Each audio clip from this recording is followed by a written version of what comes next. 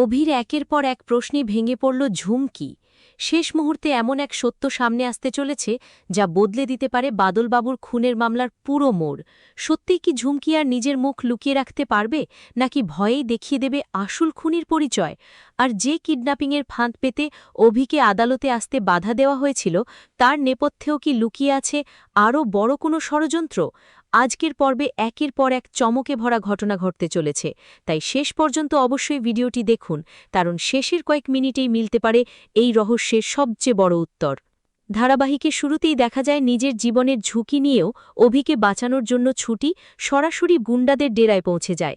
কিন্তু গুন্ডারা বুঝতেই পারেনি যে ছুটি একা আসেনি, তার সঙ্গে এসেছে আশ্রয়বাড়ির সাহসী বাচ্চারাও। প্রথমে গুন্ডারা ছুটিকে দেখে আত্মবিশ্বাসী হয়ে ওঠে। তারা ভেবেছিল একজন মেয়েকে সামলানো তাদের জন্য কোনো ব্যাপারই নয়, কিন্তু পরের মুহূর্তেই পুরো পরিস্থিতি বদলে যায়।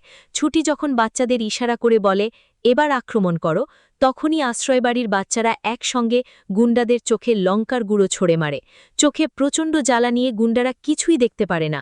সেই সুযোগে বাচ্চারা আগে থেকে নিয়ে আসা লাঠি সোটা দিয়ে একের পর এক আঘাত করতে শুরু করে।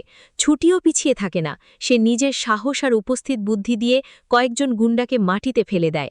মুহূর্তের মধ্যেই গুন্ডাদের সমস্ত পরিকল্পনা ভেস্তে যায়। এরপর ছুটি দৌড়ে পৌঁছে যায় অভির কাছে। সেখানে গিয়ে দেখে অভির হাত পা শক্ত করে বাঁধা, আর সে অচেতন অবস্থায় পড়ে আছে। তাড়াতাড়ি সব বাঁধন খুলে দিয়ে ছুটি অভিকে বুকে জড়িয়ে ধরে। প্রিয় মানুষটিকে ওই অবস্থায় দেখে ছুটির চোখে জল চলে আসে। সে বারবার অভিকে ডাকতে থাকে আর মনে মনে প্রার্থনা করতে থাকে যেন অভির কিছু না হয়। অনেক কষ্টে অভির জ্ঞান ফিরলে দুজনেই দ্রুত সেখান থেকে আদালতের উদ্দেশ্যে রওনা দেয়। অন্যদিকে আদালতে তখন সম্পূর্ণ ভিন্ন পরিস্থিতি। বিচারক অনেকক্ষণ ধরে অভির জন্য অপেক্ষা করছেন, কারণ আজকে শুনানি ছিল পুরো মামলার সবচেয়ে গুরুত্বপূর্ণ দিন। কিন্তু নির্ধারিত সময় পেরিয়ে গেলেও অভির কোনো খোঁজ নেই। তাই বিচারক বাধ্য হয়ে বলেন, আর অপেক্ষা করা সম্ভব নয়, আজকে শুনানি আপাতত স্থগিত করতে হবে। এই কথা শুনে হিরণময় উঠে দাঁড়িয়ে অনুরোধ করে যদি আর একটু সময় দেওয়া যায়, কিন্তু পরক্ষণেই সে নিজেই বলে বসে তার মনে হয় অভি আজ আর আদালতে আসবে না। ঠিক সেই মুহূর্তেই আদালতের দরজা খুলে যায়। সবাই অবাক হয়ে দেখে ছুটিকে সঙ্গে নিয়ে আদালতে প্রবেশ করেছে অভিমন্যু শঙ্কর রায়। আদালতে ঢুকেই অভি আত্মবিশ্বাসের সঙ্গে বলে, এই অভিমন্যু শঙ্কর রায়কে এত সহজে কেউ আটকাতে পারবে, এটা ভাবাটাই জীবনের সবচেয়ে বড় ভুল। কথাটা শুনে আদালত জুড়ে ফিসফাস শুরু হয়ে যায়। ঝুমকি, রুদ্র, রোমা সকলেই হতবাক। তারা ভেবেছিল আজ অভি কোনোভাবেই আদালতে পৌঁছাতে পারবে না, কিন্তু অভির হঠাৎ উপস্থিতি তাদের সমস্ত হিসাব পাল্টে দেয়। বিচারকের কাছে দেরির জন্য ক্ষমা চেয়ে অভি জানায় আদালতে পৌঁছাতে দেরি হওয়ার কারণ ছিল তাকে অপহরণ করা হয়েছিল। এই কথায় আদালতে উপস্থিত প্রত্যেকেই বিস্মিত হয়ে যায়। হিরণময়ও অবাক হয়ে মনে মনে ভাবতে থাকে অভিকে অপহরণ করল কে। কিন্তু অভি নিজের মনে সন্দেহ করতে থাকে এই ঘটনার পেছনে হয়তো হিরণময়েরই হাত রয়েছে, কারণ সে যদি আদালতে না আসতে পারত তাহলে সবচেয়ে বেশি লাভ হতো হিরণময়েরই। এরপর হিরণময় নিজের অবস্থান পরিষ্কার করে জানায় সে কখনো নীতির বাইরে গিয়ে কোনো মামলা লড়ে না, বরং সে দাবি করে এই মামলার আসল রহস্য লুকিয়ে আছে ছুটি রায়ের মধ্যে। বিচারকের অনুমতি নিয়ে সে ছুটিকে কাঠগড়ায় ডেকে আনে। হিরণময় একের পর এক প্রশ্ন করতে থাকে। বাদলবাবু যেদিন খুন হন সেদিন আশ্রয়বাড়িতে প্রথম পৌঁছেছিলেন ছুটি আর তার বাবা দেবদত্ত রায়। তাহলে পুলিশকে খবর না দিয়ে তারা নিজেরাই কেন ঘটনাস্থলে ছুটে গিয়েছিলেন? ছুটি জানায় তখন পরিস্থিতি এতটাই ভয়াবহ ছিল যে পুলিশ ডাকবার সময়ই ছিল না। কিন্তু হিরণময় এই উত্তর মানতে রাজি নয়। সে দাবি করে ছুটি আসল অপরাধীকে বাঁচানোর জন্য ইচ্ছেকৃতভাবে মিথ্যে বলছে। অভি তখন আপত্তি জানালেও বিচারক তাকে থামিয়ে দেন এবং বলেন আগে ছুটির বক্তব্য শেষ হোক। ঠিক সেই সুযোগে হিরণময় ব্যক্তিগত আক্রমণ শুরু করে বসে। সে ছুটির চরিত্র নিয়েও কটাক্ষ করে। এতে সঙ্গে সঙ্গে অভি আপত্তি জানায়। বিচারকও হিরণময়কে সতর্ক করে দেন আদালতে ব্যক্তিগত আক্রমণের কোনো জায়গা নেই। এরপর হিরণময় আবার মামলার প্রসঙ্গে ফিরে এসে দাবি করে দেবদত্ত রায়চৌধুরী আসল খুনি। বাদলবাবুর ছেলের কাছ থেকে টাকা আদায় করতে না পেরে তিনি গুন্ডা ভাড়া করেছিলেন, আর সেই চুরির সময় বাদলবাবু সব দেখে ফেলায় প্রমাণ লোপাট করতেই তাকে খুন করা হয়।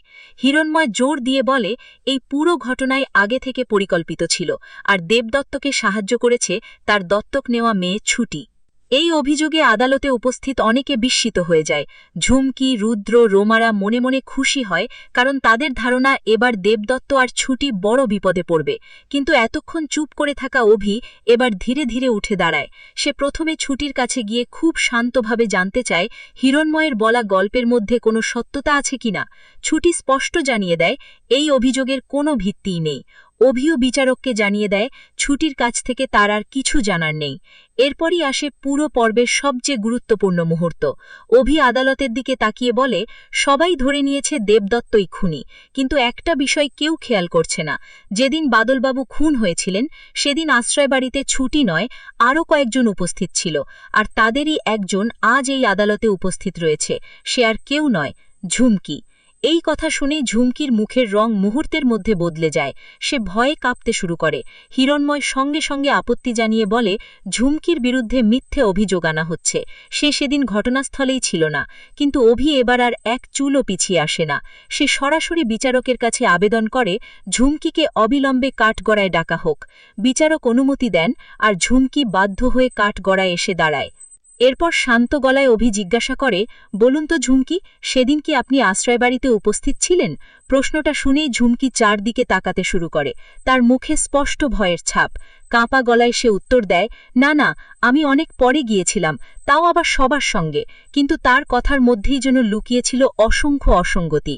অভি বুঝে যায় ঝুমকি ভেঙে পড়ার একেবারে শেষ পর্যায়ে পৌঁছে গেছে, আর আগামী পর্বেই হয়তো অভির তীক্ষ্ণ জেরার মুখে ঝুমকি বাধ্য হবে বাদলবাবুর আসল খুনির ছবি সামনে আনতে। তাহলে কি এবার সত্যিই প্রকাশ পাবে আসল অপরাধীর মুখ, নাকি শেষ মুহূর্তে আবার নতুন কোনো ষড়যন্ত্র সবকিছু উলটপালট করে দেবে?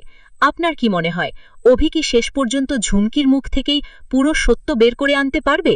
আপনার মতামত অবশ্যই কমেন্টে জানাবেন। আর এমনই প্রতিদিনের নতুন পর্বের আপডেট সবার আগে পেতে ভিডিওটি ভালো লাগলে লাইক করুন, চ্যানেলটি সাবস্ক্রাইব করুন এবং পাশে থাকা বেল আইকনটি অন করে রাখুন।